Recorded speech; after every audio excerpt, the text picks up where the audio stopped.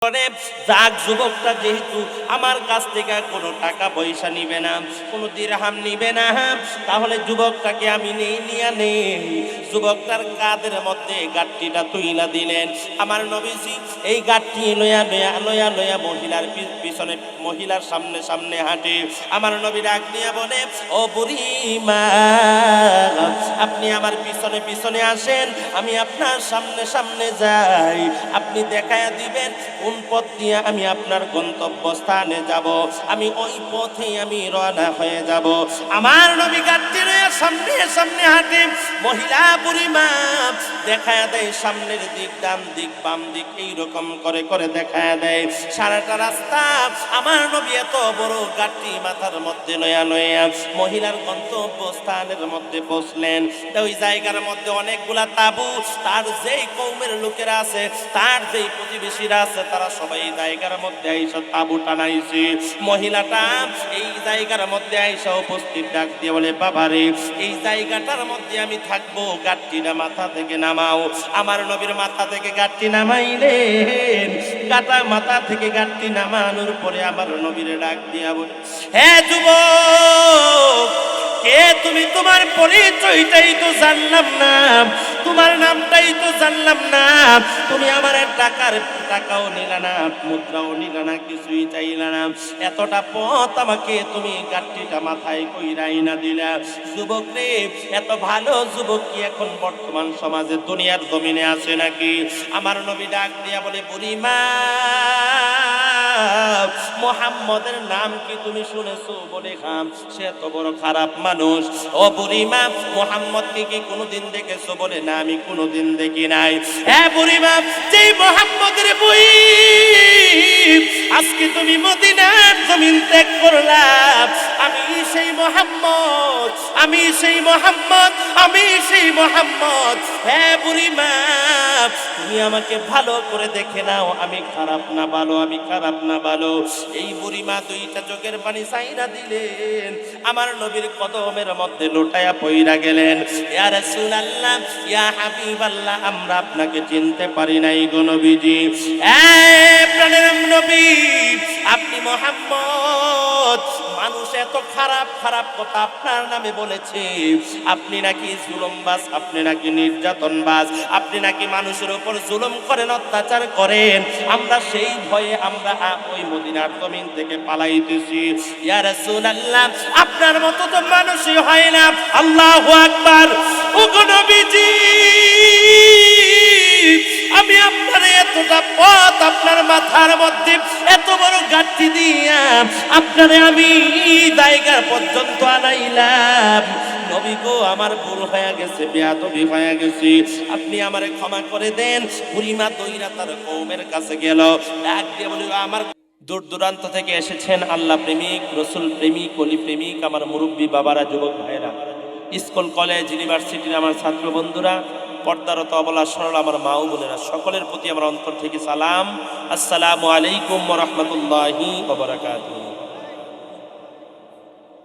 সর্বপ্রথমে আল্লাহ পাকের দরবারে শুকরিয়া আদায় করি, যে মহান রব্বুল আলামিন এত শীতের মধ্যেও আমাদেরকে বাছাই করে করে আল্লাহ রব্বুল আলামিন আমাদেরকে মাহফিলের বাগানে, জান্নাতের বাগানে আসার বসার সুযোগটুকু করে দিয়েছেন। সেই কারণে আল্লাহ পাকের দরবারে উচ্চ আওয়াজে শুকরিয়া আদায় করি, আলহামদুলিল্লাহ।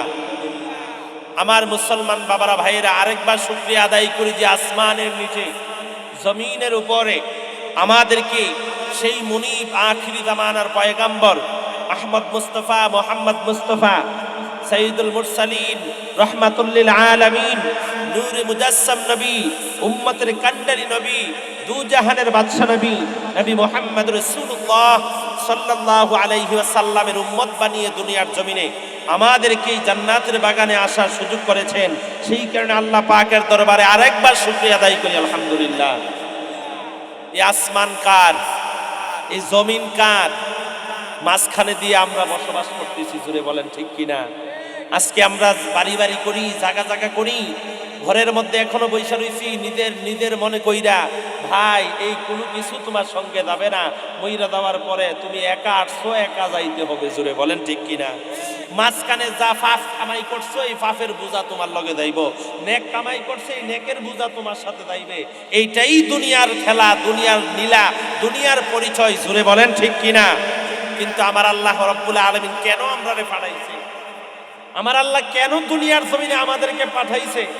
আমাদের আগে তো জিন জাতি ছিল, ফেরেশতারা দুনিয়ার জমিনের মধ্যে আল্লাহর সিআইডি, আল্লাহর গোয়েন্দা বাহিনী, তারা এই দুনিয়া পরিচালনা করতেছেন। মানুষের আগে জিন জাতি ছিল, আমাদেরকে তো না পাঠাইলেও পারতো, কেন পাঠাইলেন? এটা আল্লাহ পাক রব্বুল আলামিন ডাক দিয়া বলে, আমি দুনিয়ার জমিনের মধ্যে মানুষ সেই কারণে পাঠাইছি, কারণ ইনসানকে আমি আল্লাহ বড় পছন্দ করি। সুবহানাল্লাহ কইতেন না? আমি মানুষকে বড় পছন্দ করি, আমি মানুষকে বড় মহাব্বত করি, কারণ আমার মানব স্বরূপ ধারণ কইরা আমার বন্ধুরে আমি আল্লাহ দুনিয়াতে পাঠাইছি। জোরে বলি সুবহানাল্লাহ, আল্লাহু আকবার। সেই কারণে ওই রসুলের আদর্শের দরকার আছে না নাই? আরো জোরে বলেন, আছে না নাই? হে মুসলমান ভাই, আমার আল্লাহ রাব্বুল আলামিন পবিত্র কোরআনের মধ্যে আমার আল্লাহ ডাক দিয়া বলেন, কামা আরসালনা ফীকুম রাসূলাম মিনকুম ইয়াতলু আলাইকুম আয়াতিনা ওয়া ইউযাক্কিকুম ওয়া ইউআল্লিমুকুমুল কিতাবা ওয়াল হিকমা ওয়া ইউআল্লিমুকুম মা লাম তাকুনু তা'লামুন। চিৎকার মেরে বলি আল্লাহু আকবার। হে মুসলমান ভাই, আমার আল্লাহ রাব্বুল আলামিন আয়াতের মধ্যে ডাক দিয়া বলেন, ও দুনিয়ার জগতের মানুষেরা, কামা আরসালনা ফীকুম রাসূলাম মিনকুম, আমি আল্লাহ তোমাদের মধ্যে এমন একজন রাসূল পাঠাইছি, আমি আল্লাহ তোমাদের মধ্যে এমন একজন হাবিব আমি আল্লাহ পাঠাইছি, যেই রাসূল দুনিয়ার জমিনের মধ্যে আইসা আয়াতিনা, আমি আল্লাহ পাকের যে কোরআনের আয়াতগুলো আছে, আমি আল্লাহ যে কোরআন তোমাদের জন্য পাঠাইছি, এই কোরআনের আয়াতগুলা আমি আল্লাহ রাব্বুল আলামিন যখন দুনিয়ার জমিনের মধ্যে পাঠাই, আমার রাসূল কি করে? এই আয়াতগুলা তোমাদেরকে পয়রা পয়রা শুনাইয়া ওয়া ইউযাক্কিকুম ওয়া ইউআল্লিমুকুমুল কিতাবা ওয়াল হিকমা, এবং এই আয়াতটাকে ব্যাখ্যা বিশ্লেষণ কইরা হিকমার মাধ্যমে, হাদিসের মাধ্যমে তোমাদেরকে সুন্দর করে বুঝাইয়া তোমাদেরকে দুনিয়ার জমিনের মধ্যে হেদায়েতের পথ দেখায়, তোমাদেরকে হেদায়েতের পথ দেখায়। কারণ তোমরা দুনিয়ার জমিনের মধ্যে গুমরা ছিলা, তোমরা জাহান্নামী ছিলা, এই দুনিয়ার জমিনের মধ্যে তোমরা জাহান্নামী ছিলা, আমি আমার রাসূলকে পাঠিয়ে দিলাম, আমি আল্লাহ পাকের কোরআন এবং রাসূলের হাদিস দ্বারা, ওয়াল হিকমা ওয়া ইউযাক্কিকুম ওয়া ইউআল্লিমুকুমুল কিতাবা ওয়াল হিকমাতা ওয়া ইউআল্লিমুকুম মা লাম তাকুনু তা'লামুন। দুনিয়ার জমিনের মধ্যে আমার নবীজি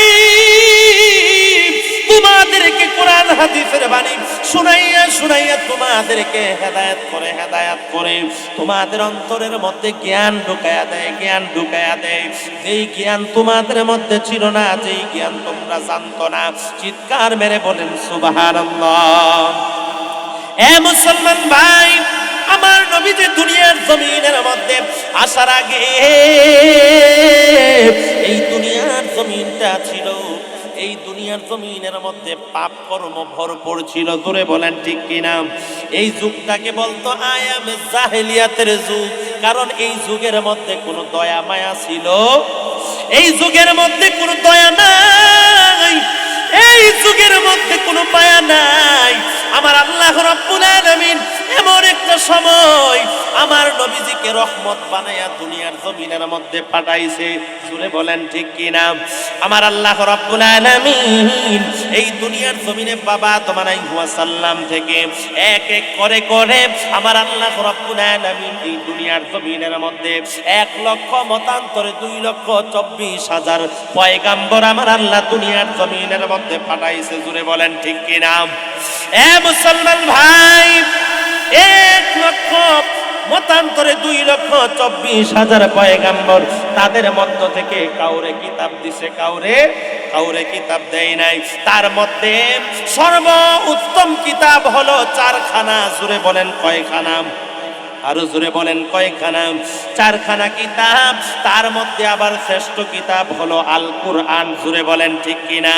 আমার আল্লাহ রাব্বুল আলামিন ডাক দিয়া বলে, নবী গো, আপনি যেমন শ্রেষ্ঠ, আমি আল্লাহ কোরআনকে বানায়া দিলাম শ্রেষ্ঠ।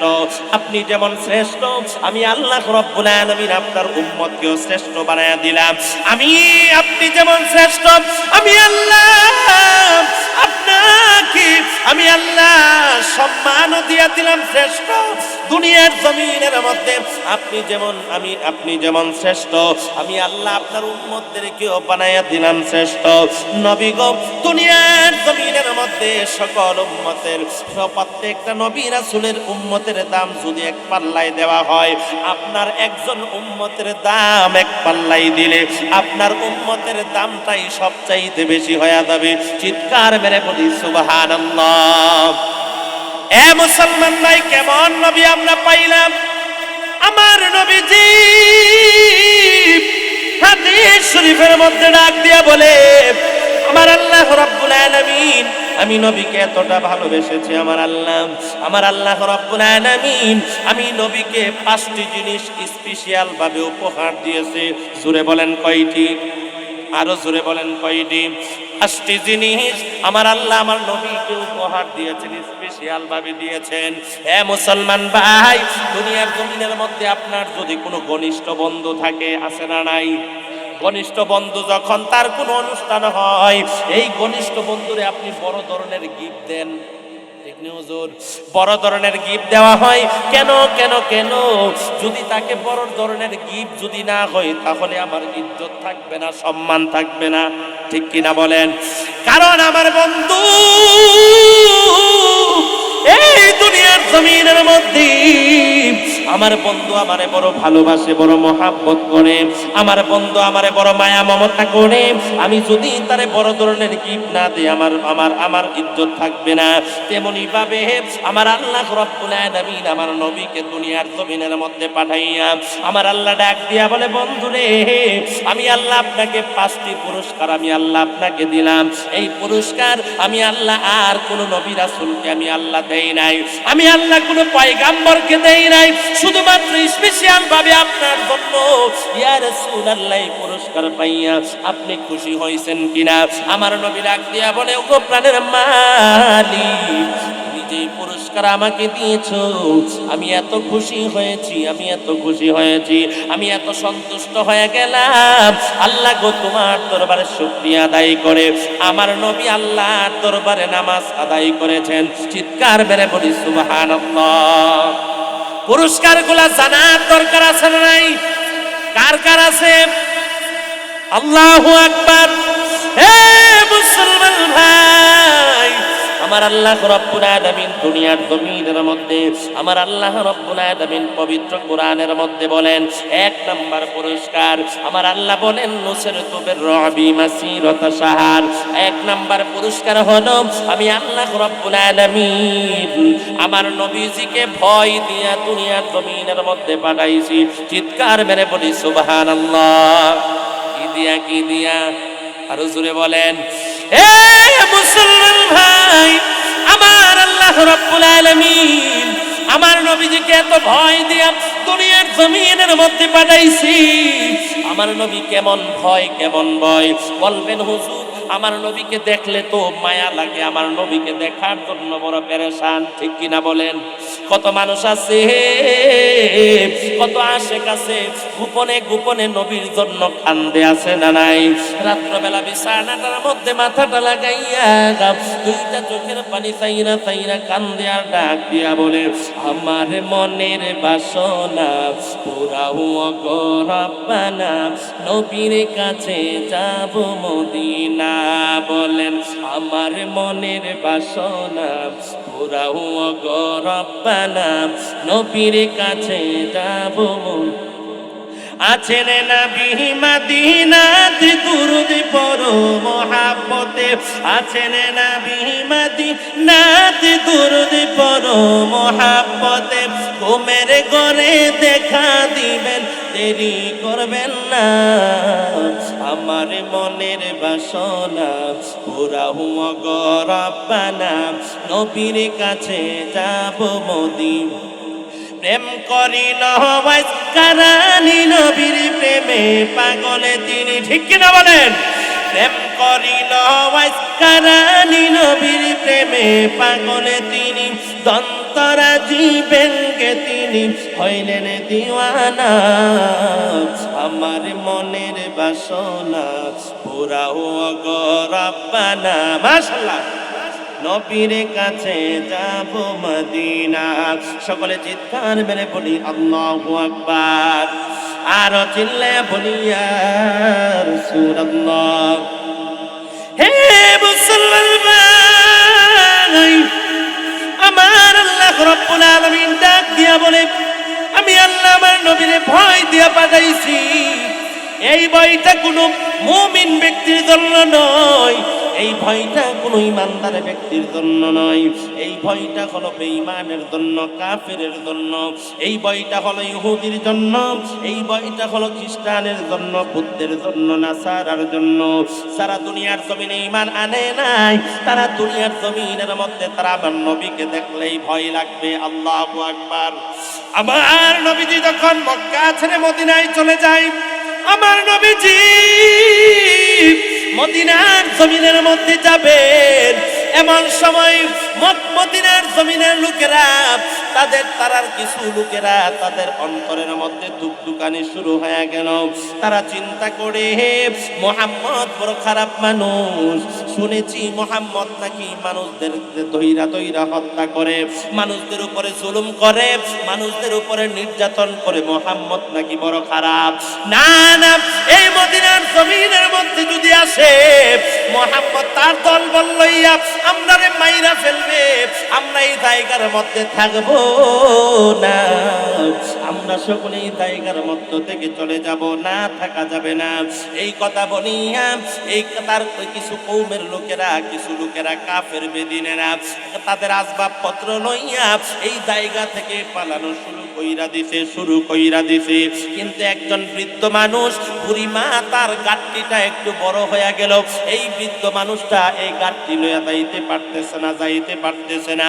এ মুসলমান ভাই, এমন সময় আল্লাহর নবীজি এই বৃদ্ধ মহিলার সামনে হাজির। বৃদ্ধ মহিলা দুইটা চোখের পানি ছেড়ে ছেড়ে কান্দে, আর ডাক দিয়া বলে, কে আছো? আমার একটু সাহায্য করো, আমার একটু সাহায্য করো, কে আছো? আমার একটু সহযোগিতা করো, আমি বৃদ্ধ মানুষ, এত বড় গাড়ি নইয়া আমি জায়গা থেকে যাইতে পারছি না। এমন সময় আমার নবী তার সামনে হাজির। আমার নবী বৃদ্ধ মহিলারে দেখা ডাক দিয়া বলে, মা কেন কান্দো তুমি? কি হয়েছে তোমার? এই গাড়ি কেন, তুমি গাড়ি নিয়ে কেন দাঁড়ায় রইছো? বৃদ্ধ মহিলা ডাক দিয়া বলে, তুমি কে রে যুবক? তোমাকে তো আমি চিনি না, এত সুন্দর, কিন্তু মুহাম্মদ নাকি মক্কার জমিন থেকে মদিনার জমিনের মধ্যে আসতেছে। আল্লাহু আকবার, আল্লাহু আকবার। মুহাম্মদ নাকি মক্কার জমিন থেকে মদিনার জমিনের মধ্যে আসতেছে। হে মুসলমান ভাই, মুহাম্মদ দুনিয়ার জমিনের মধ্যে সে নাকি বড় জুলুমবাজ, বড় অত্যাচার করে, মানুষের উপরে জুলুম করে, নির্যাতন করে। জোরে জোরে বলি নাউজুবিল্লাহ। এ মুসলমান ভাই, আল্লাহর নবীজি কথা শুনতেছেন, বুড়িমাকে ডাক দিয়ে বলে, মুহাম্মদ আর কি করে? বলে, মুহাম্মদ বড় খারাপ মানুষ, মক্কার জমিন থেকে যদি মদিনার জমিনের মধ্যে আসে, আমার কওমের লোকেরা মুহাম্মদের ভয়ে সবাই জায়গা থেকে পালাইছে, তারা এই জায়গা থেকে ত্যাগ করেছে, কিন্তু আমি তো যাইতে পারতেছি না। আমি যদি মুহাম্মদের হাতের মধ্যে পড়ে যায় আমাকে মেরে ফেলবে। মুহাম্মদ দুনিয়ার জমিনে, এই মদিনার জমিনে আসার আগে আগে আমি এই জায়গা ত্যাগ করতে হবে। এই কথা শোনার পরে আমার নবী কিছুই বললেন না, ডাক দিয়ে বলে, মা দাও তোমার গাড়ি গাঁটটিটা আমার মাথার মধ্যে দাও, তোমার গাঁটটিটা আমার মাথার মধ্যে দিয়া দাও, আমি তোমাকে গন্তব্যস্থানের মধ্যে পৌঁছায়া দেই। এই কথা শোনার পরে বুড়িমা ডাক দিয়া বলে, রে ভাই যুবক, হে বাবা, তুমি যে আমার গাঁটটি নিবা, আমার কাছে তো কোনো টাকা নাই, আমার কাছে কোনো মুদ্রা নাই, তোমারে আমি পারিশ্রমিক কোথায় থেকে দিব, টাকা কোথায় থেকে দিব? আমার নবীজি ডাক দিয়ে বলে, রে মা, পারিশ্রমিক দেওয়া লাগবে না, আমারে কোনো মজুরি দিতে হবে না, আমি তোমারে এমনিতেই গাঁটটিটা নিয়ে দিব। বুড়িমা মনে মনে চিন্তা করে, কত ভালো যুবক, এমন যুবক কি এখন দুনিয়ার জমিনের মধ্যে আছে নাকি? আল্লাহু আকবার, আরো জোরে বলি আল্লাহু আকবার।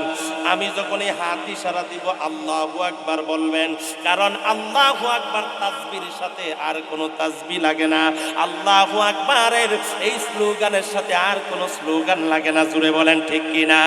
উম্মা সাল্লাম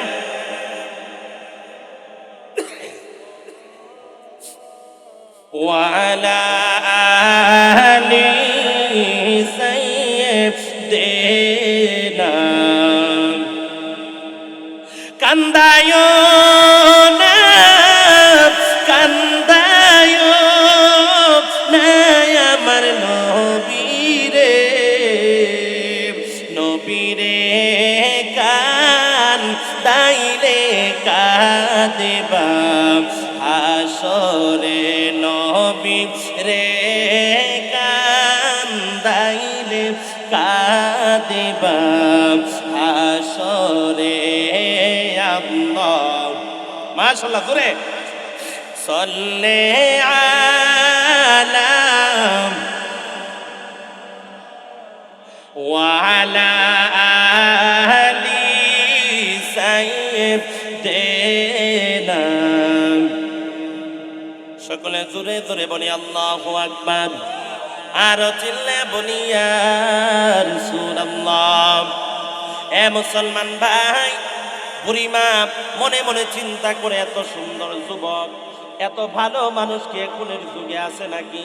যুগটা ছিল আয়ামে জাহেলিয়াতের যুগ। জুড়ে বলেন ঠিক কিনা?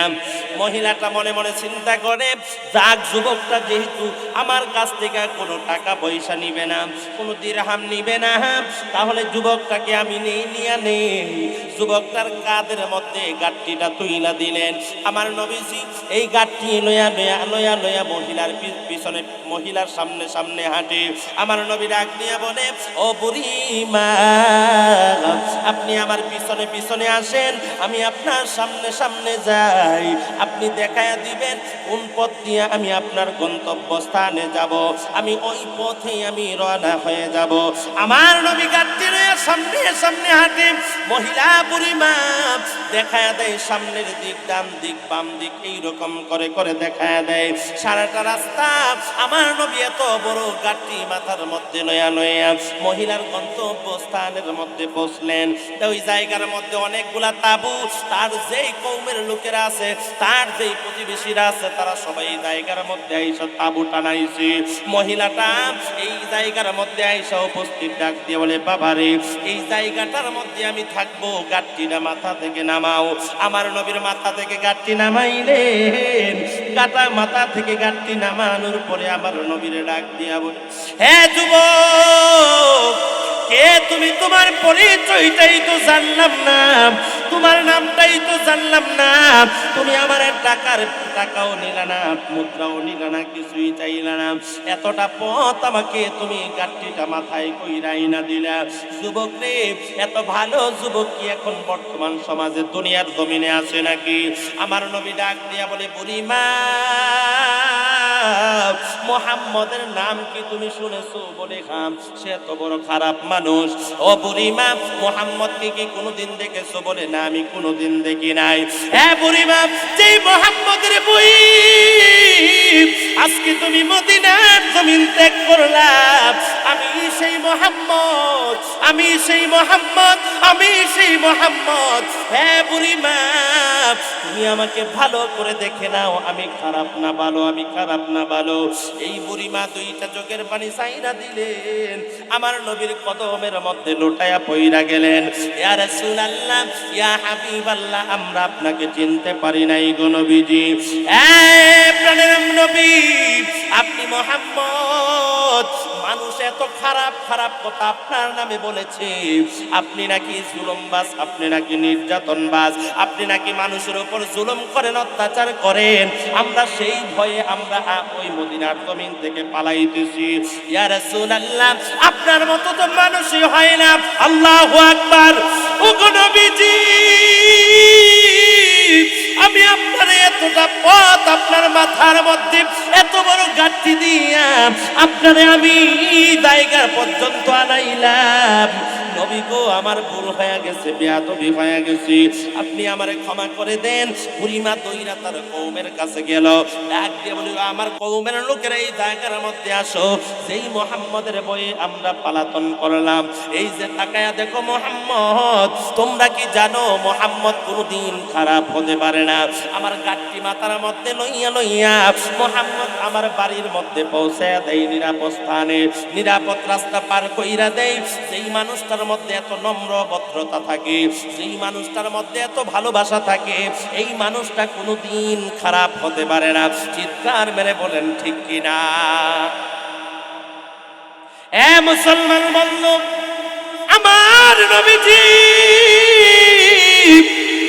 বুড়িমা ডাক দিল, কওমের লোকেরা, যেই ধর্মের মধ্যে কোনো মায়া নাই, ভালোবাসা নাই, যেই ধর্মের মধ্যে জুলুম, নির্যাতন, অত্যাচার, মানুষের উপর মানুষ জুলুম, ওই ধর্মের মধ্যে আমরা আর থাকতে চাই না। মুহাম্মদের ধর্মের মধ্যে আমরা চলে আসতে চাই, কারণ মুহাম্মদ তো ভালো, তার ধর্মকে যে অনুসরণ করবে সেও ভালো। এই ধর্মের মধ্যে চলে আসব। প্রত্যেকটা মানুষ কালিমা পড়ে আমার নবীর হাতে মুসলমান হয়ে গেলেন। চিৎকার মেরে বলি সুবহানাল্লাহ। মুসলমান ভাই, আল্লাহর নবীজি বলি, আমার আল্লাহ আমি নবীকে এতটা ভয় দিয়ে বানাইছি, আমার সামনে যদি কোনো কাফের বেঈমান থাকে, এক মাসের রাস্তার মধ্যে, কত মাস? আরো জোরে বলেন। এক মাসের রাস্তার মধ্যে সামনের দিকে যদি কোনো কাফের বেঈমান থাকে, তাদের অন্তরের মধ্যে আমার ভয় শুরু হয়ে যায়। পিছনের দিকে এক মাসের রাস্তার মধ্যে যদি কোনো কাফের বেঈমান থাকে, আমি মুহাম্মদের ভয় তার অন্তরের মধ্যে দুকদুকানি শুরু হয়ে যায়।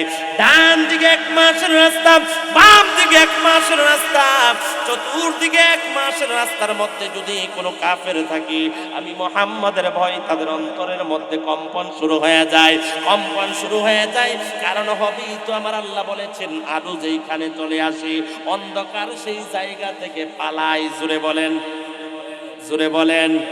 এই যে লাইট গুলা দিছে, লাইট, আজ গত 2 দিন আগেও কিন্তু এই জায়গার মধ্যে এমন আলো ছিল না, ঠিক নেই ভাই? আজকে কেন এত সুন্দর আলো হইল? কারণ লাইট চলে এসেছে। লাইট চলে আসলে অন্ধকারের কোনো পাত্তা নাই, ঠিক কিনা বলেন? যখন নাকি লাইট চলে আসলো, অন্ধকার চলে গেল। হে মুসলমান ভাই, আমার নবী জীবন, আমার নবী হলো ইমানদারের জন্য পাওয়ার, ইমানদারের আলো, ইমানদারের পাওয়ার। যখন চলে আসে, দুনিয়ার জমিনের মধ্যে আর অন্ধকার থাকতে পারে না। জুড়ে বলেন ঠিক কিনা? আমার নবীর হাতে হাত রেখে মানুষগুলা কেমন কেমন খাঁটি ইমানদার হইছে, আমার নবীর আদর্শ দেখা মানুষগুলা, বেদিনগুলা মুসলমান হয়ে গেছি। তাদের মধ্যে ঈমান চলে আসলো। এমন নম্রতা, ভদ্রতার সাথে তাদের ঈমান, তাদের ঈমানের পাওয়ার কম ছিল না, বেশি। আরো জোরে বলেন। মুসলমান ভাই, তারা তলোয়ারের সামনে দাঁড়ায় যাইতো, এক হাতের মধ্যে প্রাণ, আরেক হাতের মধ্যে ঈমান, কিন্তু তারা প্রাণ দিয়া দিছে, কিন্তু ঈমানকে তারা দেয় নাই। জোরে বলেন ঠিক কিনা? আর আজকে আমরা কেমন মুসলমান? দুনিয়ার জমিনের মধ্যে নবীর আদর্শ আমরা মানতে চাই না। আমরা কেমন মুসলমান, আমরা নামাজ পড়তে চাই না।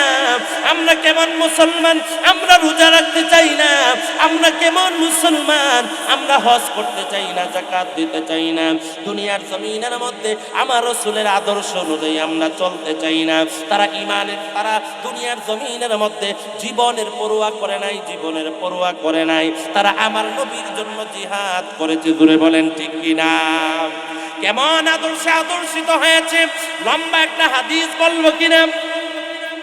কষ্ট হইতাছে, কষ্ট হইতাছে। আল্লাহুম্মা সাল্লি, জোরে জোরে বাবা, জোরে পড়েন, গলাটা ছাইরা আরো জোরে।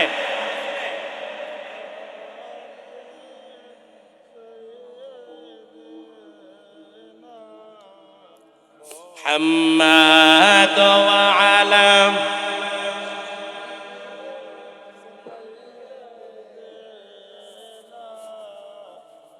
তওবা করি আবার তওবা ভাঙ্গিলাম, তওবা করি আবার তওবা ভাঙ্গিলাম, অবশেষে খাঁটি তওবা করিলাম, অবশেষে খাঁটি তওবা করিলাম। আল্লাহুম্মা, মাশাআল্লাহ, জোরে,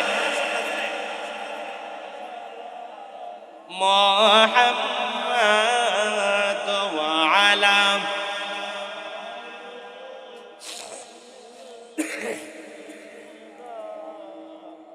সকলে জোরে জোরে বলি আল্লাহু আকবার, আর চিল্লে বলি ইয়া রাসূলুল্লাহ। এ মুসলমান ভাই, হযরত উমর রাদিয়াল্লাহু তাআলা আনহু তখন শাসন করেন। উমরের শাসন গরম না নরম? আরো চিল্লে বলেন। হযরত উমর তিনি শাসন করেন, তিনার শাসন বড় করলাম।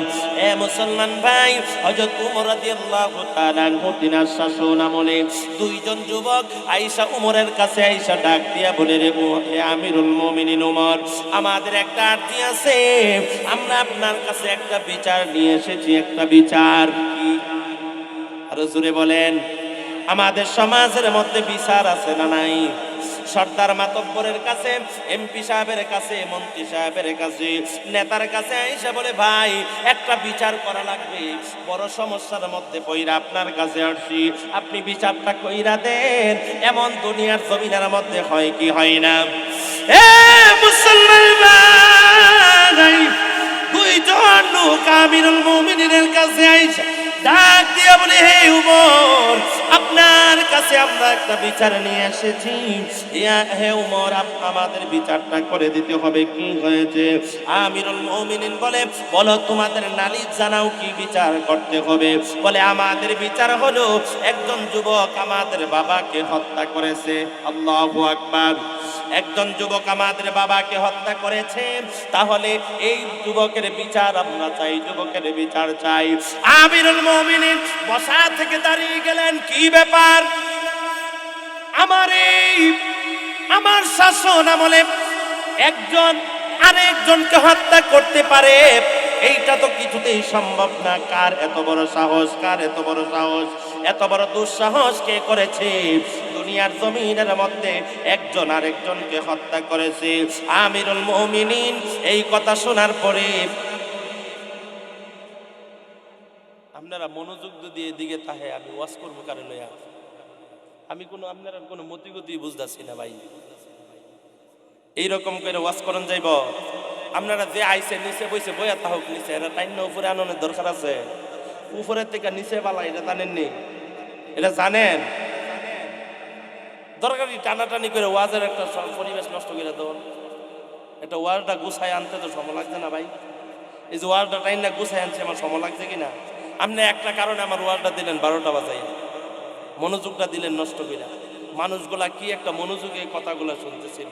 সামনের দিকে আসেন, সকালে আমার সামনে আসেন, সবাই সামনে আসেন। আপনার এতগুলা মানুষ, আপনাদের কোনো আওয়াজও আমি পাই না, কেন বইসা রয়েছেন তাও জানি না। কষ্ট হইতাছে?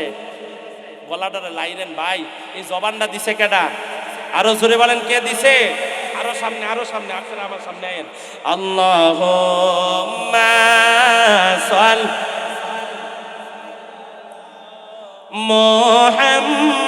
মুহাম্মাদ ওয়া আলা সাইয়্যিদিনা মুহাম্মাদ ওয়া আলা আলি সাইয়্যিদিনা। সকলে জোরে জোরে বলি আল্লাহু আকবার। আরো চিল্লে বলি ইয়া রাসূলুল্লাহ। কার কাছে বিচার? হযরত ওমর রাদিয়াল্লাহু তাআলা আনহু তিনার কাছে বিচার নিয়ে আসলেন। ওমর ডাক দিয়া বলেন, কার এত বড় সাহস আমি ওমরের শাসন আমলে একজন আরেকজনকে হত্যা করতে পারে? ওমর রাদিয়াল্লাহু তাআলা আনহু রাগান্বিত হয়ে গেলেন। রাগান্বিত হইয়া তিনি সিআইডি পুলিশ পাঠায়া দিলেন, গোয়েন্দা বাহিনী পাঠায়া দিলেন, যা এই দুইজন মানুষের সাথে যা তার বাবার হত্যাকারীকে ধরে নিয়ে আয়, আমি দেখতে চাই কার এত বুকের পাঠা। আমি ওমরের জমানায় এই মানুষগুলা একজন আর একজনকে হত্যা করতে পারেন। ওমর রাদিয়াল্লাহু তাআলা আনহু আর দেরি করলেন না, তাড়াতাড়ি কইরা তার গোয়েন্দা বাহিনী পাঠায়া দিলেন। এই গোয়েন্দা বাহিনী দুইজন এই লোকগুলার সাথে চলে গেলেন। কিছু দূর যাওয়ার পরে তাকায়া দেখে একজন লোক গাছের সাথে তারে বাইদা রাখছে। কিসের সাথে জুড়ে বলেন? গাছের সাথে বাইদা রাখছে। দুইজন লোক ডাক দিয়া বলে, এই যে দেখেন, সে হলো আমার বাবার হত্যাকারী, এই লোকটা আমাদের বাবাকে হত্যা করেছে। তখন এই গোয়েন্দা বাহিনীরা তাকে ধরলেন, এই গাছ থেকে তাকে ছোটাইলেন, ছোটাইয়া এই আমিরুল মুমিনিন ওমরের দরবারে নিয়ে আসলেন। চিৎকার মেরে বলি সুবহানাল্লাহ, আল্লাহু আকবার, ইয়া রাসূলুল্লাহ। এ মুসলমান ভাই, আমিরুল মুমিনিন এই যুবককে দেখা, আমিরুল মুমিনিন তাকায়া দেখে যুবকটার তেমন বয়স হয় নাই। কি হয় নাই? যুবকটার তেমন বয়স হয় নাই, অল্প বয়সের একটা যুবক। আমিরুল মুমিনিন ওমর ডাক দিয়া বলে, রে যুবক, তুমি কি তাদের বাবাকে হত্যা করেছ? যুবকটা ডাক দিয়া বলে, হুজুর, আমি তাদের বাবাকে হত্যা করেছি, কিন্তু আমি তাদের বাবাকে ইচ্ছা কইরা হত্যা করি নাই। আল্লাহু আকবার। আরো জোরে বলি আল্লাহু আকবার। হুজুর, আমি তাদের বাবাকে ইচ্ছা কইরা হত্যা করি নাই। ও হুজুর, আমি আমিরুল মুমিনিন ওমর ডাক দিয়া বলে, তাহলে কেমনে হত্যা করেছো? হুজুর গো, আমি অনেক গরিব মানুষ, আমার বাবা অনেক দিন আগে আমার বাবা দুনিয়ার জমিন থেকে বিদায় হয়ে গেছে। হে আমিরুল মুমিনিন ওমর, আমার বাবা দুনিয়ার জমিন থেকে যাওয়ার পরে আমরা অনেক গরিব মানুষ, আমাদের তেমন জায়গা সম্পদ নাই, তেমন কিছু নাই। আমরা একটু জায়গার মধ্যে আমরা একটা তাঁবু টানায়া থাকি, কিন্তু আমার একটা উট আছে, আমার একটা উট আছে। আমার বাবাও এই উটটা দিয়া ব্যবসা বাণিজ্য করত, ব্যবসা করত। কিন্তু আমার বাবা মারা যাওয়ার পরে আমার বাবা যে খাবার, যে আসবাবপত্র রাইখা গেছে, এইসব দিয়ে আমরা এতদিন চলাফেরা করেছি। আমার এই বাবার শুধুমাত্র একটা উট ছিল, এই উটটাকে দিয়ে আমি ব্যবসা বাণিজ্য করি মরুভূমির মধ্যে। জুড়ে বলি আল্লাহু আকবার।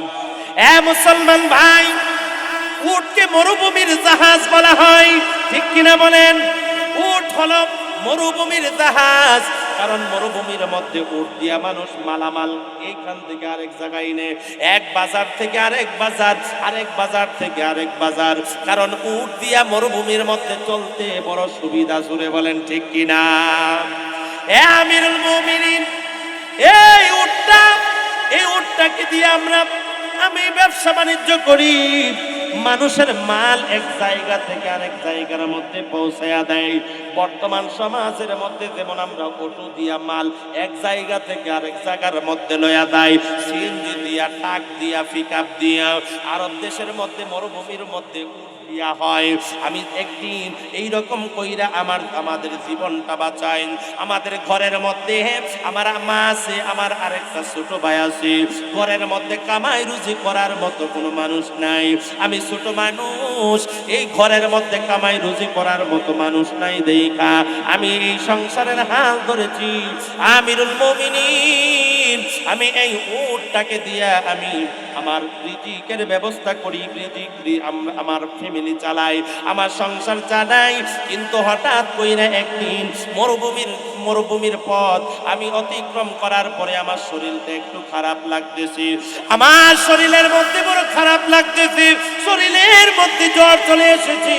হে আমিরুল মুমিনিন উমর, আমি কি করলাম? আমি গাছের নিচে ওদের বাবার নাকি একটা বাগান আছে, এই বাগান একটা খেজুর গাছের নিচে আমি উটটাকে রাইখা আমি এই খেজুর গাছের নিচে বইসা আমি একটু বিশ্রাম করতেছি। এমন সময় আমি তাকে দেখি ঘুম ভাঙলো, ঘুম থেকে ওইটা দেখি আমার উটটা ছটফট করতেছে, তার নাক দিয়া মুখ দিয়া রক্ত বাহির হইতাছে। আল্লাহু আকবার, আরো জোরে বলি আল্লাহু আকবার। হে আমিরুল মুমিনিন উমাইর, আমার উটটা দিয়ে তখন নাক মুখ দিয়ে রক্ত বাইর হয়, আমি তাকায়া দেখি তাদের বাবার হাতের মধ্যে বিশাল বড় একটা পাথর। কি আমার উটটা নাকি তাদের বাগানের মধ্যে যাইয়া খেজুর খাইছে। কি খাইছে বলেন? আরো জোরে বলেন। তাদের বাগানের মধ্যে যায়া খেজুর খাইছে। খেজুর খাওয়ার কারণে তার বাবা বিশাল বড় একটা পাথর দিয়ে আমার উটটার মাথার মধ্যে আঘাত করছে। আল্লাহু আকবার। হে আমিরুল মুমিনিন, হে ওমর, আমার বাবা, তাদের বাবা যখন নাকি আমার উটটার মাথার মধ্যে আঘাত করেছে, আমার উটটা সহ্য করতে না পাইরা মাটির মধ্যে লুটাইয়া পড়েছে, রক্তগুলা বায়া বায়া পড়তেছি। আমি যখন ঘুম থেকে উঠলাম, উটের কুকরানি দেখা উট এমন ভাবে কোকাই কেন, এমন ভাবে উটটা ডাকতেছে কেন? আমি আর স্থির থাকতে পারলাম না, কারণ এই উটটা হলো আমার ব্যবসার সাথী, এই উটটা হলো আমার রিজিকের সাথী, এই উটটা দিয়ে আমি ব্যবসা বাণিজ্য করি, এই উটটা দিয়ে আমি মালামাল পার করি। ও আমিরুল মুমিনিন, এই উটটা ছাড়া আমার আর কোনো সম্বল নাই। এই উটটা যখন এইরকম ভাবে কাতরাইতেছে, আমি আর সহ্য করতে পারলাম না। আমি রাগ কইরাম, আমি তার বাবার দিকে একটা পাথর নিক্ষেপ করলাম। আমিরুল মুমিনিন, আমি জানতাম না এই পাথরটা তার বাবার শরীরের মধ্যে পড়লে তার বাবা মারা যাবে, কিন্তু আমি রাগ কইরা দিছি, আমি ইচ্ছা কইরা পাথরটা মারি নাই। কিন্তু পাথরটা তার বাবার শরীরের মধ্যে পড়ার পরে তার বাবা দুনিয়ার জমিন থেকে বিদায় হয়ে গেল। চিৎকার মেরে বলি আল্লাহু আকবার, আরো চিল্লে বলি ইয়া রাসূলুল্লাহ। আমিরুল মুমিনিন ডাক দেওয়ালেন, যুবক, তুমি কি সত্যি তাদের বাবাকে হত্যা করেছ? আমিরুল মুমিনিন ডাক দিয়া আমিরুল মুমিনিনের কথা শুনিয়া যুবক বলে, হ্যাঁ, আমি তাদের বাবাকে হত্যা করেছি, কিন্তু ইচ্ছা কইরা করি নাই। উমর ডাক দিয়া বলে, রে যুবক, এই কথাটা তো তুমি গোপন রাখতে পারতা, স্বীকার না গেলেও পারতাম। ওই যুবক ডাক দিয়া বলে, রে আমিরুল মুমিনিন উমর, কেন আমি মিথ্যা বলবো? দুনিয়ার জমিনে তোমার কাছ থেকে বাইচা গেলাম, কিন্তু আল্লাহর দরবারে যায়া তো আমার থেকে যেতে হবে। চিৎকার মেরে বলেন ঠিক কিনা? দুনিয়ার বিচার আমার দুনিয়াতে মোচন হয়ে যাক। আল্লাহু আকবার। হে আমিরুল মুমিনিন, এখন বলেন, আমি তো তাদের বাবাকে নিজে ইচ্ছা কইরা হত্যা করি নাই। আমিরুল মুমিনিন ডাক দিয়া বলে, না, ইচ্ছা কইরা করো অথবা অনিচ্ছায় করো, ইসলামের আইন হলো হত্যার পরিবর্তে হত্যা। জুড়ে বলেন ঠিক কিনা? জবাইয়ের পরিবর্তে জবাই, কতলের পরিবর্তে কতল, ঘুষির পরিবর্তে ঘুষি, মুরার পরিবর্তে মুরা। ধরে বলেন ঠিক কিনা? আজকে দুনিয়ার জমিনের মধ্যে আপনি আমি ঝগড়া লাগি, ঝগড়া লাগার পরে কেউ যদি আপনার একটা ঘুষি দেয়, আপনারে যদি কেউ একটা ঘুষি দিয়ে আপনি একটা বাঁশ দিয়া লইয়া বাড়ি দিয়া লইয়া পড়েন, জোরে বলেন ঠিক কিনা? ইসলামের আইন হলো সে তোমার একটা ঘুষি দিছে, তুমিও তারে একটা ঘুষি দাও। সে তোমার একটা থাপ্পড় দিছে, তুমিও তারে একটা থাপ্পড় দিবা। সে যতটুকু জুড়ে দিছে তুমিও ততটুকু জুড়ে দিবা। কমও দিতে পারবা না, বেশিও দিতে পারবা না। আল্লাহর নবীজি বলেন তার চেয়ে ভালো তুমি তারে ক্ষমা কইরা দাও। আল্লাহু আকবার। তার থেকে ভালো তুমি তারে ক্ষমা কইরা দাও। আমার নবীর আদর্শ হলো ক্ষমা করে দেওয়া। জোরে বলেন ঠিক কিনা? হে মুসলমান ভাই, আল্লাহর নবীর ঘরের মধ্যে আজকে অনেক দিন ধরে খাবার নাই, 7 দিন ধরে উপাস। আমার নবীজি মা ফাতেমা রাদিয়াল্লাহু তাআলা আনহার ঘরের দিকে গেলেন, দেখি মা ফাতেমার ঘরের মধ্যে কোনো খাবার আছে কিনা। আমার নবী যখন মা ফাতেমার ঘরে যায়, আল্লাহর নবীজি ফাতেমারে ডাক দিয়ে বলে, ফাতেমা রে, আজকে কোনো খাবার খাইছো কিনা, খাবার খাইছো কিনা? ভিতর থেকে ফাতেমা কান্দি ডাক দিয়া বলি, ইয়া রাসূলুল্লাহ, নবী গো, আজকে আমার ঘরের মধ্যে অনেক দিন ধরে খাবার নাই। আমার হাসান হুসাইন খাবার বলে কান্নাকাটি করে। ওগো নবীজি, আমার স্বামীকে বলেছি খাবার জোগাড় করার জন্য গেছে, কিন্তু খাবার পাই নাই। ইয়া রাসূলুল্লাহ, কি করব? আল্লাহর নবীজি মা ফাতেমার কান্না থেকে সহ্য করতে পারে নাই। আমার নবীজি খাবারের উদ্দেশ্যে রওনা হয়ে গেলেন ইহুদির কূপের মধ্যে কাজ করার জন্য। আল্লাহু আকবার। কোথায় গেছে? আরো জোরে বলেন। ইহুদির কূপের মধ্যে কাজ করার জন্য গেছে। এই ইহুদি, তুমি কামলা রাখবানি, কামলা। ইহুদি ডাক দিয়া বলে, আমার এই জায়গার মধ্যে কূপ থেকে পানি তুইলা দিবা পারবা কিনা বলো? তাহলে কূপ থেকে যদি পানি তুইলা দেই, বিনিময়ে কি পাবো? বলে, একটা বালতি পানি যদি তুমি তুইলা দাও, তার বিনিময়ে একটা খেজুর পাইবা। আল্লাহু আকবার। আরো জোরে বলি আল্লাহু আকবার। এ মুসলমান ভাই, আমার নবী এইরকম করে 5-6 বালতি যখন পানি উপরের মধ্যে উঠাইলেন, আল্লাহর কি কুদরত, হঠাৎ কইরা বালতির দড়িটা ছিঁড়া কূপের মধ্যে পইরা যায়। আল্লাহু আকবার। এ মুসলমান বন্ধু, এ ইহুদি আমার নবীর কাছে আইসা ডাক দিয়ে বলে, মুহাম্মদ, কি করেছো তুমি? এই বালতি দিয়ে আমি কূপ থেকে পানি তুলি, এখন তুমি যে এই বালতিটারে ফালাইয়া দিন, আমি পানি কি দিয়ে তুলবো? এই কথা বইলাম, আমার নবীর গাল মুবারকের মধ্যে একটা চর বসায়া দিলেন। জুড়ে বলি নাউযুবিল্লাহ। এ মুসলমান ভাই, যেই নবীর শরীর মুবারকের মধ্যে মশা মাছি বসে না, যেই নবীর শরীর মুবারকের মধ্যে কোনো পশু, কোনো মশা মাছি বসে না, যেই নবীর শরীরের মধ্যে সূর্য তাপ দেয় না, যেই নবীর শরীর মুবারকের উপরে চন্দ্র আসে না, ওই নবীর শরীর মুবারকের মধ্যে ইহুদি থাপ্পড় মারে, কিন্তু আমার নবী তার প্রতি কোনো রাগান্বিত হইলেন না। আমার নবী ইহুদির হাতের মধ্যে দইরা মরায়া ডাক দিয়া বলে, ভাই, তুমি কি হাতটার মধ্যে ব্যথা পাইছো? আল্লাহু আকবার। ভাই, তুমি যে আমারে এত বড় থাপ্পড়টা মারলাম, না জানি তোমার হাতটার মধ্যে কত ব্যথা পাইছো। ভাই, যদি তুমি ব্যথা পাইয়া থাকো, আমারে ক্ষমা কইরা দিও। ইহুদি মনে মনে চিন্তা করে, দুনিয়ার জমিনে কত মানুষ দেখলাম, এমন মানুষ জিন্দেগিতেও আমি দেখি নাই। এত ভালো মানুষ, যেই মানুষটারে আমি নিজে চটকনা মারলাম, যেই মানুষটাকে আমি চট দিলাম, সে উল্টা বলে হাতের মধ্যে ব্যথা পাইছে কিনা। হে মুসলমান ভাই, আমার নবীও তো চাইলে তাকে একটা চটকনা দিতে পারতো। জোরে বলেন ঠিক কিনা? আমার নবীও চাইলে একটা চর মাইরা ফেলতে পারতো, কিন্তু আমার নবী তো রহমতের নবী। আমার আল্লাহ আমার নবীর রহমত বানায়া পাঠাইছে। আমার নবী তো রহমতের নবী, আমার নবী তো তা করতে পারে না। আমার নবী বলে তুমি ব্যথা পাইছো কিনা রে ভাই, ক্ষমা কইরা দিও। আল্লাহর নবীর আদর্শ দেইখা ইহুদি কালিমা পড়ে মুসলমান হয়ে যায়। চিৎকার মেরে বলি সুবহানাল্লাহ। আজকে তো নবীর আদর্শ নাই, আছে? আরো জোরে বলেন আছে? আপনার একটা মারছে, আপনিও বাঁশ দিয়ে এমন পিটা দিয়েছেন তার মাথা 2 ভাগ। জোরে বলেন ঠিক কিনা? আবার হেরার দলের লোকেরাও আয়া সাইরা এমন পিটা আপনারা দিছে, আপনারা ঠ্যাং একখানো আর আপনি হইছেন আরেক জায়গার মধ্যে। ঠিক কিনা বলেন? আপনার হাত এক জায়গাতে, আপনি হইছেন আরেক জায়গা। ভাই, এই থাপ্পড়ের পরিবর্তে যদি থাপ্পড়টা না দিতেন, হ্যাঁ রাইগে আপনার একটা থাপ্পড় মাইরা দিছে, আপনি যদি একটু ধৈর্য ধারণ করতেন, চুপ মাইরা আয় পড়তেন, তার কিচ্ছু না কইয়া দেখতেন রাইতের বেলায় আপনার বিচার তো পাও ধরে মাপসাউনের লেগা। জোরে বলেন ঠিক কিনা? আপনারা বিচার লইলে পাও ধরে মাপসাইতো। যখন আপনারা শটটা দিছে, আপনি চুপ করে আয় পড়ছেন, কিচ্ছু কইছেন না।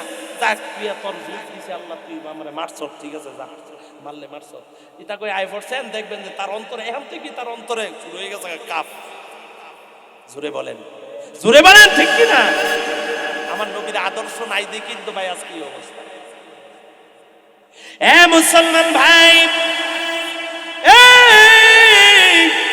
যুবক ডাক দিয়ে বলে আমিরুল মুমিনিন ওমর, আমি ইচ্ছা কইরা মারি নাই, আমি ইচ্ছা কইরা তাকে আমি হত্যা করি নাই।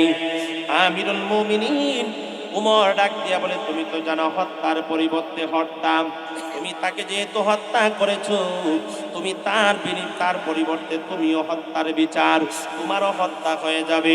আগামী দিন তোমার রায় ঘোষণা করা হবে। আমিরুল মুমিনিন ওমর রাদিয়াল্লাহু তাআলা আনহু এই জায়গার মধ্যে তিনার যত লোক আছে, তিনার সিআইডি বাকি, আগামী দিন যখন নাকি আমিরুল মুমিনিনের সামনে চলে আসলেন, আমিরুল মুমিনিন উপস্থিত সকল মানুষদেরকে ডাক দিয়া বলে, রে আল্লাহর সাহাবীরা, আমার নবীর সাহাবীরা, আমার আল্লাহর বান্দারা, এই যুবকটা তাদের বাবাকে হত্যা করেছে, এখন তার বিচার হয়ে যাবে, তার বিচার হবে। ইসলামের আইন হলো হত্যার পরিবর্তে হত্যা। আমি আমিরুল মুমিনিন নিজে থেকে কিছুই কোনো বিচার করি না।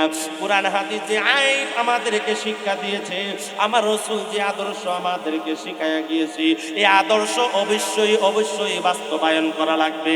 চিৎকার মেরে বলি সুবহানাল্লাহ, আল্লাহু আকবার। এ মুসলমান ভাই, যুবক কয়টা চোখের পানি ছাইনা ছাইনা কান্দে, মানুষগুলা জমায়েত হয়ে গেল। আল্লাহর নবীর বড় বয়োজ্যেষ্ঠ সাহাবীরা এই জায়গার মধ্যে উপস্থিত। তার মধ্যে একজন ছিল হযরত আবু যর গিফারি রাদিয়াল্লাহু তাআলা আনহু। চিৎকার মেরে বলি সুবহানাল্লাহ। এ মুসলমান ভাই, আবু যর গিফারি আমার নবীজির অনেক কাছের একজন সাহাবী ছিল। তিনি একজন দলিল কদর সাহাবী ছিল। জোরে বলি সুবহানাল্লাহ। আবু যর গিফারি বেশিটা সময় আমার রাসূলের সঙ্গে কাটাইছে। আল্লাহু আকবার। আবু যর গিফারিও আছে। এই যুবকটা দুইটা চোখের পানি ছাইরা ছাইরা কান্দে আর ডাক দিয়ে বলে, আমিরুল মুমিনিন, আপনি ইসলামের আইন অনুযায়ী যা বিচার হয় আমারে কইরেন, কিন্তু আমি আপনার কাছে 2টা দিনের সময় চাই। আল্লাহু আকবার। কয়দিন? কয়দিন? আরো জোরে বলেন কয়দিন? আমি 2 দিনের সময় চাই। এ মুসলমান ভাই, আমিরুল মুমিনিন ডাক দিয়ে বলে, যুবক তোমার কি মাথা খারাপ? তুমি কি পাগল হয়ে গেছো নাকি? তোমারে 2 দিনের সুযোগ দিব। তুমি কি কোথাও দেখছো নাকি ফাঁসির আসামিকে তাকে ছেড়ে দেওয়া হয়?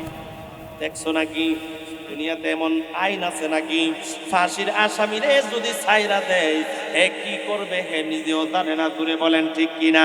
এমনও তো হতে পারে যার জন্য ফাঁসি হয়েছে তারই মাইরাইতে পারে। ঠিক কিনা বলেন? আমি যেহেতু মরমু তোরারে লইয়া মরমু। ঠিক কিনা বলেন? হ্যাঁ মুসলমান ভাই, আমিরুল মুমিনিনের কাছে কাঁদলেন, হে আমিরুল মুমিনিন, মাত্র 2টা দিন আমার সুযোগ দেন। আমি কথা দিলাম 2 দিন পরে এই জায়গার জায়গার মধ্যে আমি আইসা উপস্থিত হয়ে যাব। মাত্র 2টা দিনের সুযোগ আমারে দেন। আমিরুল মুমিনিন ওমর ডাক দিয়া বলে, না রে যুবক, না, এইটা কিছুতেই সম্ভব হবে না, সম্ভব হবে না। কারণ আমি তোমারে 2 দিনের ছুটি তোমারে দিলাম, তুমি কোথায় চলে যাইবা? তোমাকে আমি কই খুঁজা পাবো? তোমাকে তো পাওয়া যাবে না। না না, তোমার সুযোগ দেওয়া যাবে না। ওই যুবকটা তারপরেও কান্দে, বলে তোমাকে ঠিক আছে 2 দিন সময় দেওয়া যাবে, যেতে পারে, যদি তুমি কারোরে তোমার জায়গার মধ্যে তুমি কারোরে রাইখা যাইতে পারো, তুমি কারোরে তোমার আমানত তুমি রাইখা যাইতে পারো, কারোরে তোমার জায়গার মধ্যে দাঁড়া করাইয়া যাইতে পারো, তাহলে তোমার আমানতদারি যদি কেউ নেই 2 দিনের জন্য, তাহলে আমি তোমাকে ছাড়তে রাজি আছি। সুরে বলি সুবহানাল্লাহ, আল্লাহু আকবার। হে যুবক, তুমি যদি এই জায়গা থেকে যাইতে চাও, তোমার পরিবর্তে আরেকজন দিয়ে দিতে। যদি তুমি সময় মতে না আসো, তাইলে তোমার পরিবর্তে তারে ফাঁসি দেওয়া হইবে। আল্লাহু আকবার কইতেন না? আর জোরে বলি আল্লাহু আকবার। তোমার পরিবর্তে কারে? যারে দিয়া যাইবা তারে কি করাইব? তোমার পরিবর্তে তারে ফাঁসি দেওয়াইব। এখন তুমি চিন্তা করো কিটা করবা। আমিরুল মুমিনের কথা শুনিয়া যুবক কানলে, ডাক দিয়ে বলিনি, ও আমার উপস্থিত নবীর সাহাবীরা, তোমরা কে আছো আমার জন্য 2টা দিন জামিনদারি হইবা? আল্লাহু আকবার। আমি যুবকের জন্য 2টা দিন জামিন হয়ে যাইবা। আমি কথা দিলাম 2 দিনের মধ্যে আমি চলে আসব, 2টা দিন মাত্র জামিন। কে নিবা? আমার জন্য 2টা দিন তুমি জামিন নিয়ে যাইবা। এ মুসলমান ভাই, কোন মানুষ রাজি হয় না, বলে পাগল নাকি? যদি তুমি পলায়া দাও, উল্টা আমি ফেসে যাব, আমার ফাঁসির রায় হয়ে যাবে। না না, এই কাজ কখনোই করা যাবে না, কেউ রাজি হয় না। আমিরুল মুমিনিন ওমর ডাক দিয়া বলে, রে নবীর সাহাবীরা, কি আসলে এই যুবকটা যে এতভাবে বলতেছি, তারে 2টা দিনের সুযোগ দেওয়ার জন্য কে পারবা? তারা আমানতদার হইয়া তাকে 2টা দিনের সুযোগ দিবা। কেউ কি পারবা কিনা? পারবা কিনা? কেউ কথা বলে না, কেউ কথা বলে না, কেউ কথা বলে না। যুবকটা এই জনের হাত ধইরা কান্দে, ওই জনের হাত ধইরা কান্দে, কিন্তু কেউ তার কথা শুনে না, কেউ তার কথা শুনে না।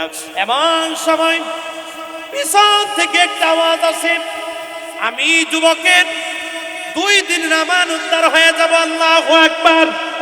কয় দিনের? আমি যুবকের 2 দিনের আমানতদার হয়ে যাব। পিছনের দিকে তাকায় দেখি আল্লাহ নবীজির বয়োজ্যেষ্ঠ সাহাবী, তিনার নাম হলো হযরত আবু যর গিফারী রাদিয়াল্লাহু তাআলা আনহু, হাত তুইলা দিলেন। আল্লাহু আকবার।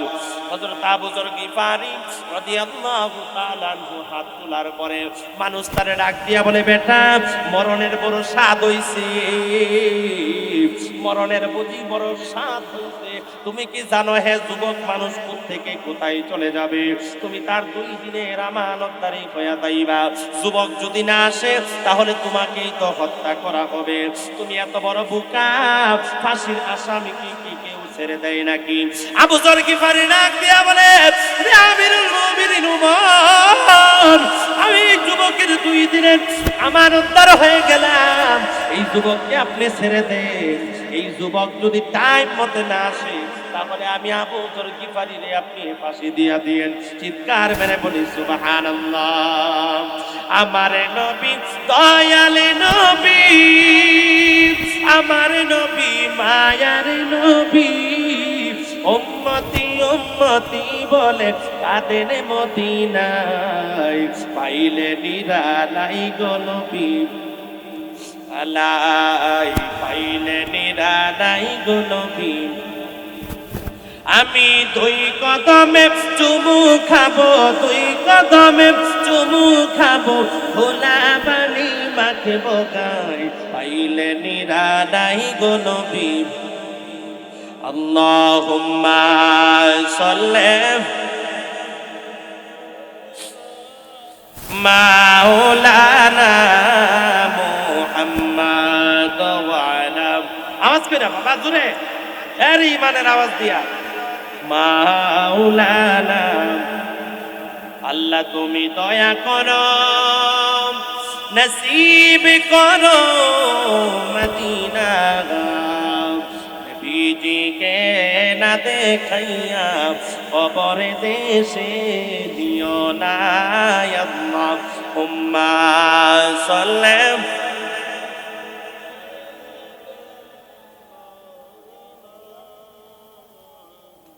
ওয়া আলা আলি সাইয়্যিদ।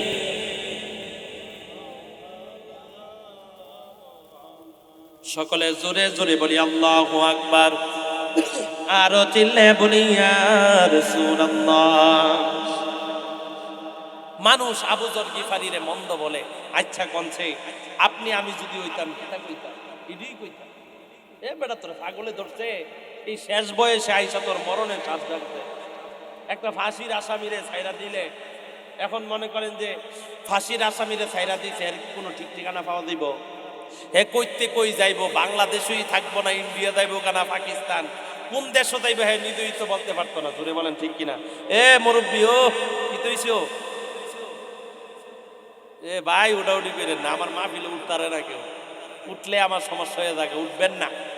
এই যে আসছেন যে কষ্ট লাগতেছে ভাই, আলোচনা খারাপ লাগতেছে, আল্লাহর নবীজির সাহাবীদের একটা হাদিস শোনাইতেছি আপনাদের ভাই।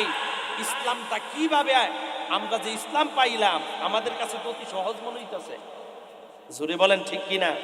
দেখবেন যে দুনিয়ার জমিনের মধ্যে বাফে যখন একটা জিনিস কিনা দিব, এটারে উস্তাইয়া লাইতাইয়া হেন ফালা কতক্ষণ হেন ফালা কতক্ষণ। মানে বাপে একটা মোবাইল বিদেশ থেকে পাঠাইছে 20,000 টাকা দাম। কত হাজার? আরো জোরে কত হাজার? 20,000। এ মোবাইলটা টিভি কত, এটা দা ফালা, ওই বালিশের উপরে এটা দা ফালা, ওই এখানে বইছে বন্ধু বান্ধব মাঠের মাঝে এটা দা ফালাই দিচ্ছে, কোনো যত্ন নাই। কারণ কি জানেননি? এই যে এইটা তো কষ্ট কিনা কিনন লাগছে না, ঠিক কিনা বলেন? এইটার জন্য কষ্ট করার লাগছে, বাপে দিছে, এটার দাম আর কয়টি, ঠিক নেই ঠিক নেই। আর তখন নাকি নিতে কষ্ট করে 5,000 টাকা দামের একটা মোবাইল কিনে। কত হাজার? আরো জোরে কত হাজার? আর বারবার মুছে ইয়া কইরা কত সুন্দর কইরা একবার এমন ভাবে রাহে যেন একটা ইসলাম না লাগে। জোরে বলেন ঠিক কিনা? আজকে আমরা ইসলামটা হইছে এইরকম। আজকে তাদের রক্তের বিনিময়ে, তাদের শাহাদাতের বিনিময়ে ভাই যুদ্ধের ময়দানে তোমাদের মতো যুবক যুবক তরুণ তরুণ সাহাবায়ে কেরামরা যুদ্ধের ময়দানে যুদ্ধ করে করে আজকে ইসলাম এই পর্যন্ত এসেছে। বলে বলেন ঠিক কিনা? আজকে সেই কারণে আমাদের মধ্যে ইসলামের কোনো কদর নাই। সাহাবায়ে কেরামরা তারা সুন্নতের কত কদর করেছে, নবীর আদর্শের কত কদর করেছে, কারণ তারা দুনিয়ার জমিনের মধ্যে এই ঈমানটাকে তারা এত মজবুত মনে করেছে যে যার ঈমান আছে তার জান্নাত আছে। জোরে বলি সুবহানাল্লাহ। আর যার ঈমান নাই তার জান্নাত নাই। আল্লাহু আকবার। তো আমরাও মনে করি আমরা যার ঈমান আছে তার কি আছে? জান্নাত আছে। নামাজ পড়িনা না পড়িনা? জোরে বলেন পড়িনা না পড়িনা? আমরা সমাজে তো এমন নামাজিও আছে সপ্তাহে একবার মসজিদেও জানা, এও বলে জান্নাতের টিকিট কিনে রাখছে। আছে না নাই? আছে না নাই? আল্লাহ আমরা কবুল করুক বলি আমিন। কষ্ট লাগতেছে? একটু সামনের দিকে চাপান, আর একটু সামনে এন। আল্লাহুম্মা সাল্লি, একটু সাইডে বসেন, সাইডে বসেন। মাওলানা মুহাম্মদ ওয়া আলা। ও মুরব্বি বাবা, করোনা ভাইরাস নাই, আয়েন সামনে ফেলেন, ভাইরাসে ধরতো না। আল্লাহুম্মা সাল্লি আলা মাওলানা মুহাম্মদ ওয়া আলা আলি।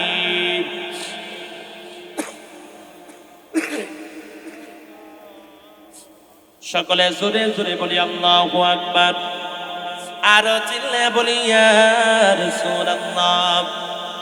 এ মুসলমান ভাই, আবু যর গিফারি রাদিয়াল্লাহু তাআলা আনহু ডাক দিয়া বলে, এ নবীর সাহাবীরা তোমরা টেনশন কইরো না, যুবকটা যদি এই 2 দিনের মধ্যে না আসে তাহলে তোমরা আমারে ফাঁসি দিয়া দিও, কোনো সমস্যা নাই। এই যুবকটারে 2 দিনের জন্য তুমি ছুটি দাও। জোরে জোরে বলি আল্লাহু আকবার। এ মুসলমান ভাই, উমর রাদিয়াল্লাহু তাআলা আনহু ডাক দিয়ে বলে, যুবক রে, তোর বড় কপাল ভালো, যা যা, তোরে 2 দিনের সময় দেওয়া হলো, কিন্তু 3য় দিনের মাথায় তুই কিন্তু এই জায়গার মধ্যে জোহরের আগে তুই এই জায়গার মধ্যে উপস্থিত থাকবি। জোহরের নামাজের পরে তোরে ফাঁসি দেওয়া হইব। জোরে বলি আল্লাহু আকবার। যুবকটা চলে গেলেন, দইরা চলে গেলেন। 2 দিন পার হয়ে গেল, প্রথম দিন চলে গেলেন, 2য় দিন চলে গেলেন। 3য় দিন তো তার ফাঁসির নাই, জোহরের নামাজের পরে ফাঁসি দেওয়া হইব, কিন্তু যুবক জোহরের সময় যুবক নাই। আল্লাহু আকবার। জোহরের সময় যুবক নাই, যুবক কই? আবু যর গিফারি জোহরের নামাজ পড়া এই মাঠের মধ্যে দাঁড়ায় রইছে। এই জায়গার মধ্যে তো যুবককে ফাঁসি দেওয়া হবে। আবু যর গিফারি অপেক্ষা করতেছে, আবু যর গিফারি অপেক্ষা করতেছে যুবকের জন্য। যুবক আসতেছে না। ওমর রাদিয়াল্লাহু তাআলা নামাজ শেষ করার পরে ডাক দিয়ে বলে, আবু যর গিফারি, যুবকের আমানতদার হইলা, যুবক তো আসলো না, যুবক তো আসলো না। লোকেরা সবাই জমায়েত হয়ে গেলেন, ইহুদিরা আসলেন, খ্রিস্টানেরা আসলেন, সব ধর্মের লোকেরা আসলেন মুসলমানরা কিভাবে ফাঁসি দেওয়া হয় দেখার জন্য। আর সকলে বলতেছে, হায় রে আবু যর গিফারি রে, তোর কপাল লেবুর বন্ধু, কেমনে তুই পারলি শেষ বয়সে আইসা তোর জীবনটা দেওয়ার জন্য? তোর এত স্বাদ হইছে, কেমনে তুই ফাঁসি আসামিরে পাঠাইয়া দিলি? সে তো আর আসবে না, সে তো আর আসবে না, সে আর আসবে না। আবু যর গিফারি বলে, সমস্যা নাই, তোমরা কোনো টেনশন কইরো না, কোনো চিন্তা কইরো না, সে না আসলে তো আমাকে ফাঁসি দিয়ে দিও, কোনো প্রবলেম নাই। আবু যর গিফারি এই জায়গার মধ্যে বসে বসে আল্লাহর দরবারে কান্দে, মনে মনে কান্দে, আল্লাহ গো, দুনিয়ার জমিনের মধ্যে তো আমি যদি মারা যাই, আমি তো অপর মুসলমান ভাইকে সাহায্য কইরা আমি মরতেছি, যদি মারা যাই তুমি আমারে শহীদি দরজা দান কইরো। জোরে বলি সুবহানাল্লাহ, আল্লাহু আকবার। এ মুসলমান ভাই, হযরত আবু যর গিফারি কাপনের কাপড় পয়রা নিলেন, পা থেকে মাথা পর্যন্ত কাপনের কাপড় পরিধান করিয়া হযরত আবু যর গিফারি রাদিয়াল্লাহু তাআলা আনহু ফাঁসির মঞ্চের মধ্যে দাঁড়ায় গেলেন। উমর ডাক দিয়ে বলে, আবু যর, এক্ষুনি ফাঁসি শুরু হয়ে যাবে, তুমি কি প্রস্তুত আছো নাকি? বলে, উমর, তুমি কোনো টেনশন করবা না, আমি প্রস্তুত, আমারে ফাঁসি দিয়ে দাও, কোনো সমস্যা নাই। উমর রাদিয়াল্লাহু তাআলা আনহু ডাক দিয়ে বলে, রে আমার নবীর সাহাবীরা, আর একটু সময় অপেক্ষা করে দেখি যুবকটা আসে কিনা, যুবকটা আসে কিনা। কারণ নির্দোষ একটা মানুষকে ফাঁসি দেওয়া ও ইসলামের আইন। আরো জোরে বলেন, আইন আসেনি? নির্দোষ একটা মানুষকেও ফাঁসি দেওয়া ইসলামের আইন নাই। সেই আবু যর গিফারির তো কোনো দোষ নাই, কোনো দোষ নাই, সে আমানতদার। দেখি একটু লোক আসে কিনা। না না, বিকাল হয়ে যাইতেছে, যুবকের কোনো পাত্তা নাই। এমন সময় আমিরুল মুমিনিন ডাক দিয়া বলে, আবু যর গিফারি রে, ফাঁসির কাস্টে ঝুলাও। আবু যর গিফারি রে ফাঁসির কাস্টের মধ্যে ঝুলাইতে যাবে, এমন সময় তাকায়া দেখে পূর্ব দিক থেকে কে যেন ঘোড়া চইরা আসতেছে। বালুগুলা এমন ভাবে উঠতেছে, এমন ভাবে উঠতেছে যেন সামনের দিকে ধোঁয়া আইতাছে, ধোঁয়া আসতেছে। পিছন দিক দিয়ে একটা ডাক মারছে, আইতাছে রে, আইতাছে, আইসা পড়তে, তুমি আবু যর গিফারি রে ফাঁসির কাস্টের মধ্যে দাঁড় করাইয়া দিও না, আমি আইসা পড়ছি। এমন ভাবে একটা চিল্লান মারছে, সকলে স্তব্ধ হয়ে গেল, সকলে অবাক হয়ে গেল। সকলে একটা চিৎকার মাইরা বলে, নারে তাকবীর। আরো জোরে বলি, নারে তাকবীর।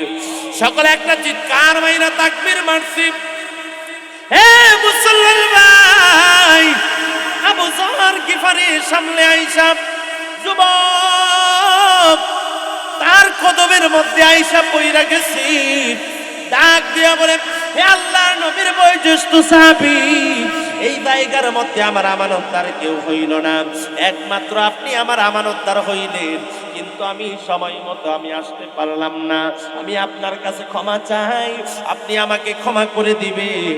এতক্ষণ মনে হয় আপনি অনেক অপমান সহ্য করেছেন, অনেক নির্যাতন সহ্য করেছেন। না না, আমি যা করেছি আমারে আপনি ক্ষমা কইরা দেন, ক্ষমা কইরা দেন। খুলেন, আপনি পরনের কাপড় খুলেন, কাফনের কাপড় খুইলা দেন। যুবকটা তাড়াতাড়ি কইরা আবু যর গিফারীর শরীর থেকে কাফনের কাপড়গুলা খুইলা তার শরীরের মধ্যে পইরা নিলেন, দাঁড়ায়া গেলেন ফাঁসির মঞ্চে।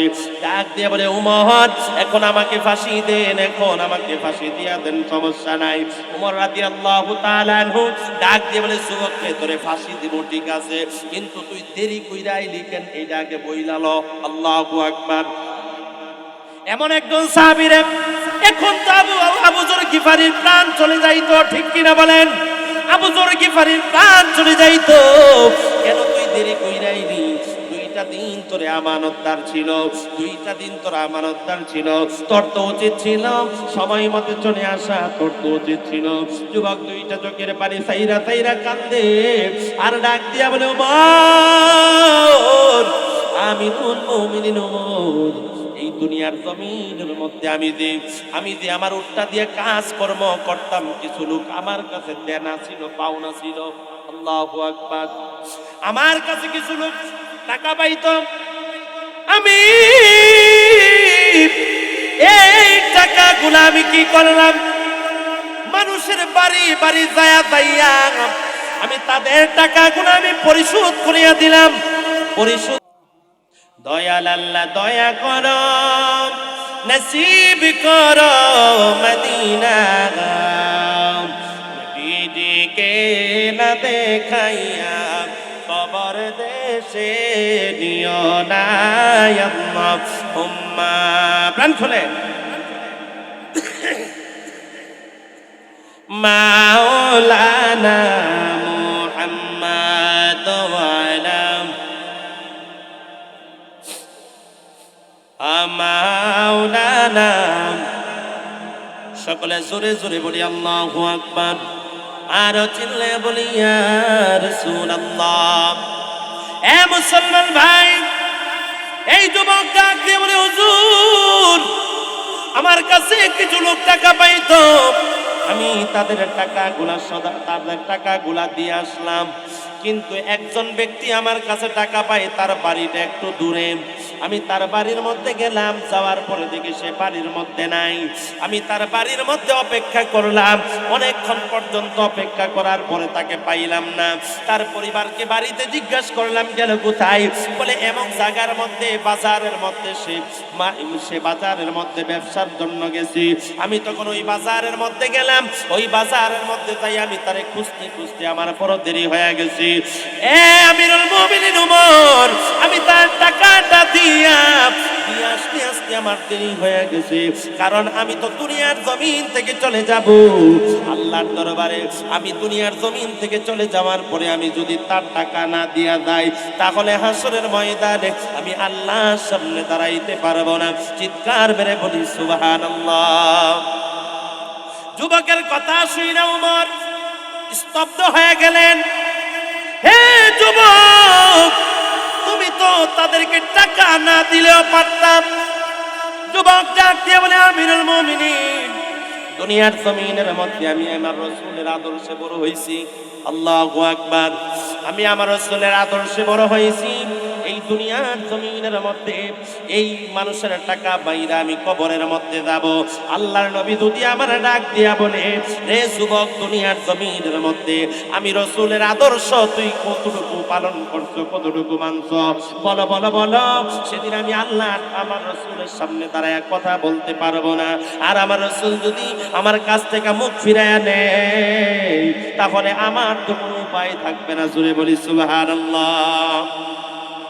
আমিরুল মুমিনিন এই কথা শোনার পরে আমিরুল মুমিনিন ওমর ডাক দিয়া বলে, রে আবু যর গিফারী, তুমি যে তারে আমানতদার হইলা, আজকে যদি তোমার ফাঁসি হইয়া দেয় তো কেমনটা হইতো? এই আমানতদার তুমি হইয়া তোমার জীবনটা চলে গেল, তাহলে তোমার কেমনটা হইতো? আবু যর গিফারি রে, এই জায়গার মধ্যে আরো তো মানুষ আসলো, এই জায়গার মধ্যে কেউ তো তার দায়িত্ব নিল না, কিন্তু তুমি কেন নিলাম?